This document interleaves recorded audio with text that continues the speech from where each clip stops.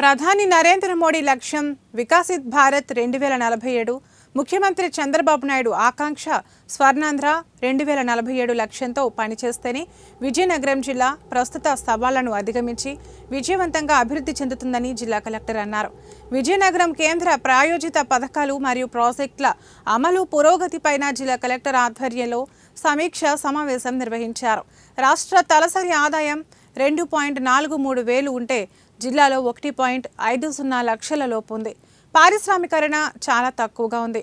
ఉపాధి హామీ కూలీలుగా 5.94 లక్షల మంది పనిచేస్తున్నారని అన్నారు.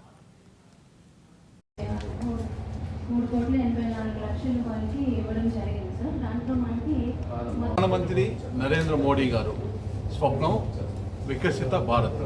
ఆయన సంకల్పం వికసిత భారత్. 2047 నాటికి భారతదేశాన్ని విశ్వగురువుగా ప్రపంచంలో అభివృద్ధి చెందినటువంటి దేశంగా నిలబెట్టాలి అనేటటువంటి ప్రయత్నంలో భాగంగా వారు వికసిత భారత్ 2047 అనేటటువంటి ఒక సంకల్పంతో ముందుకు వెళ్తున్న క్రమంలో ఆంధ్రప్రదేశ్ ముఖ్యమంత్రి గౌరవ ముఖ్యమంత్రి చంద్రబాబు నాయుడు గారు స్వర్ణాంధ్ర 2047 వికసిత భారత్లో ఆంధ్రప్రదేశ్ని భాగస్వామ్యం చేయాలి, మమేకం చేయాలి. సింహభాగం వికసిత భారత్లో అభివృద్ధి చెందిన భారతదేశంలో ఆంధ్రప్రదేశ్ ఉండాలి, ఆంధ్రప్రదేశ్ కాంట్రిబ్యూషన్ ఉండాలి అనేటటువంటి ఉద్దేశంతో వారు కార్యాచరణ తీసుకోవడం జరిగింది.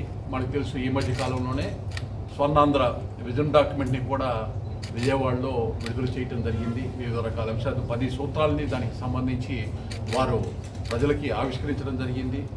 గౌరవ ముఖ్యమంత్రి పవన్ కళ్యాణ్ గారు, అలాగే వైద్య శాఖ మంత్రి సత్యకుమార్ గారు, విద్యాశాఖ మంత్రి లోకేష్ గారు, ఇతర ముఖ్య నాయకులందరూ కూడా ఆ యొక్క విజన్ డాక్యుమెంట్ ప్రజెంటేషన్కి సంబంధించినటువంటి కార్యక్రమం ప్రజలకు అంకితం చేసే కార్యక్రమంలో సాధన దిశగా 20 సూత్రాల కార్యక్రమాల అమలు, స్వర్ణాంధ్ర సాధన సూత్రాలుగా పనిచేయాలని అనేటటువంటి ఒక ఉద్దేశంతో ఈ సమీక్షలన్నింటినీ కూడా నిర్వహించడం జరుగుతూ ఉంది.